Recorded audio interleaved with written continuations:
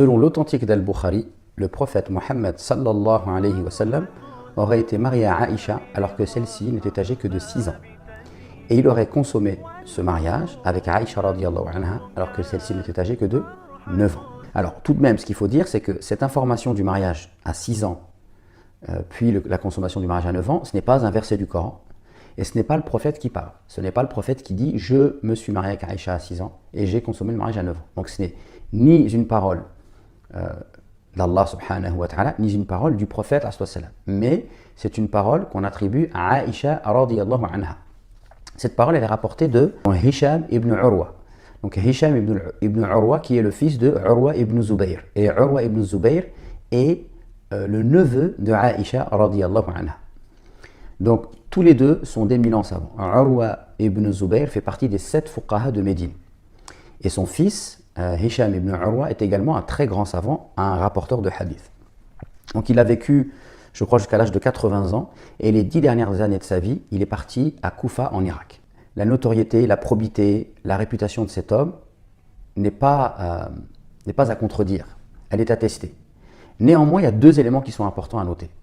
Les spécialistes du hadith nous disent que, comme par exemple l'imam al-Dhahabi ou Ibn Hajar al-Asqalani dans ce qu'on appelle Kutub al-Tarajim, dans les livres de biographie, dans les livres également où ils ont fait ce qu'on appelle Jarh wa Ta'dil, c'est-à-dire c'est des sciences du hadith où on va établir ou non l'honorabilité d'un rapporteur.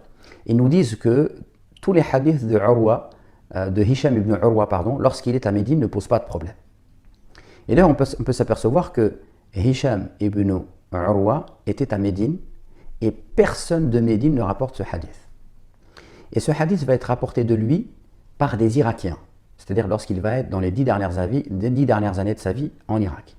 Et on s'aperçoit que l'imam Malik ne prend pas les hadiths de Hisham ibn Urwa lorsqu'ils viennent de l'Irak, puisqu'il considérait qu'il pouvait y avoir une déformation. Et également, on voit également qu'il est attesté par des spécialistes du hadith que la mémoire de Hisham ibn Urwa dans les 10 dernières années de sa vie avait diminué. Et pour ces raisons, beaucoup de rapporteurs se sont méfiés des hadiths de Hisham ibn Urwa lorsqu'il venait de l'Irak ou dans les 10 dernières années de sa vie d'ailleurs qu'il a passé en Irak.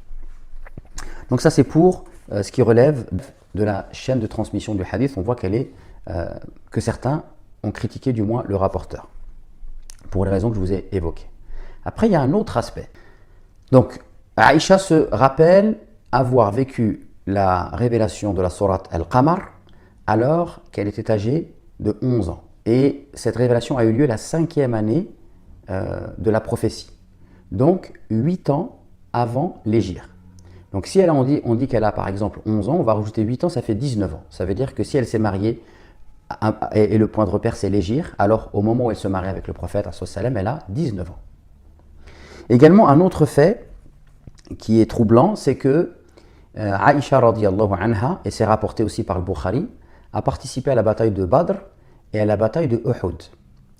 Et on sait que le prophète, et on dit même qu'à la bataille de Uhud, elle donnait de l'eau aux guerriers. Et on sait que le prophète, lors de ces 2 batailles, il interdisait à toute personne de moins de 15 ans de participer à la bataille. Il ne voulait pas qu'il y ait sur le champ de bataille des enfants. On va dire que Uhud, c'est 3 années après l'hégire. Donc, c'est-à-dire que 3 années après l'hégire, il est vraisemblable que Aïcha ne peut pas avoir moins de 15 ans. C'est pas possible. Et on nous dit qu'elle s'est mariée donc à 9 ans. Si on dit qu'à 9 ans, elle a consommé son mariage à 9 ans et que ça tombe au moment de l'hégire, 3 ans après, ça fait 12 ans. Donc ça colle pas. Donc vous voyez, ça fait déjà 2 éléments qui sont dans le Bukhari. Quand on essaie de compter comme ça, on voit que c'est contradictoire. Il y a aussi un autre élément qui est troublant, c'est l'âge de Asma. Donc il est rapporté que Asma avait 10 ans de plus que sa sœur. Asma est la sœur de Aïcha, Asma bint Abu Bakr. Elle a 10 ans de plus que Aïcha. Et on nous dit que lors de l'hégire, Asma avait 27 ans. Donc si Asma a 27 ans et que Aïcha a 10 ans de moins, ça veut dire que lors de l'hégire, Aïcha avait 17 ans. Donc là aussi, ça fait un élément historique. Et ceux qui vont contester, effectivement, ils vont nous ramener plein d'éléments comme ça qui montrent qu'il y a une incohérence. Et beaucoup de savants ont dit que, en fait, c'est qu'il y a eu une confusion par certains historiens. Certains ont dit que Aïcha était née 4 ans avant l'hégire, et d'autres disent non, en fait, elle est née 4 ans avant le bi'tha, c'est-à-dire avant le début de la révélation.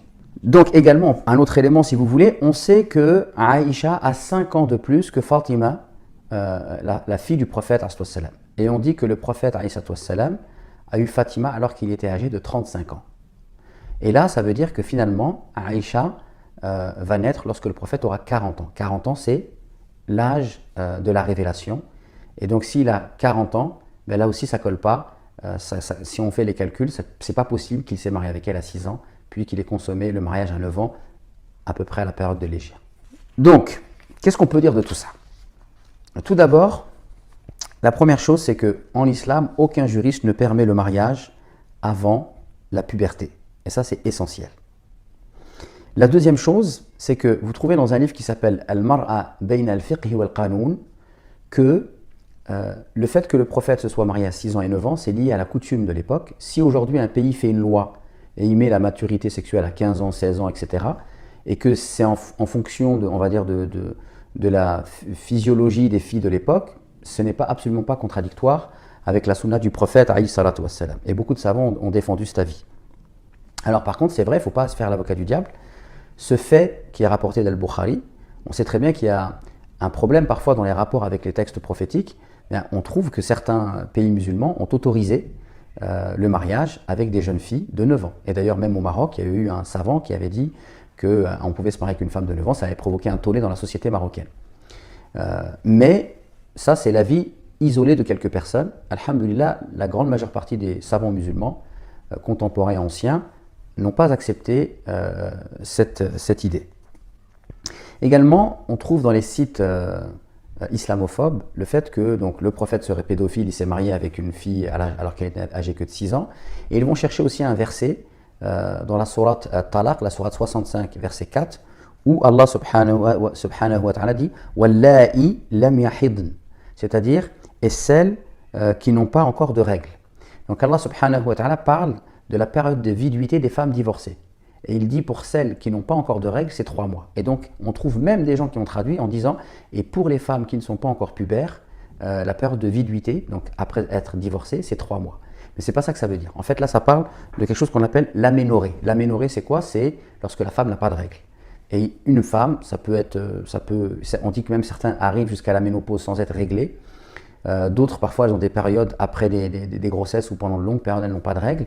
Et donc, c'est à ça que fait référence ce verset. En aucun cas, ce verset peut être utilisé, c'est le déformer le Coran pour dire que le Coran autorise le mariage avec des femmes non pubères.